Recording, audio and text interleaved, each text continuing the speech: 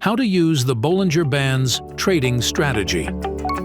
This strategy is based on the use of the Bollinger Bands indicator, developed by John Bollinger. It consists of 3 lines, a moving average, and 2 outer lines, which are adjusted according to market volatility. These lines expand when the market is volatile and contract during calmer periods, helping to evaluate market dynamics and potential price reversals. How to set up the Bollinger Bands indicator for quick trades, starting at 5 seconds. For short-term trades, use a period of 20 and a deviation of 2. When the price reaches the lower line and starts to rebound, you can open an up trade.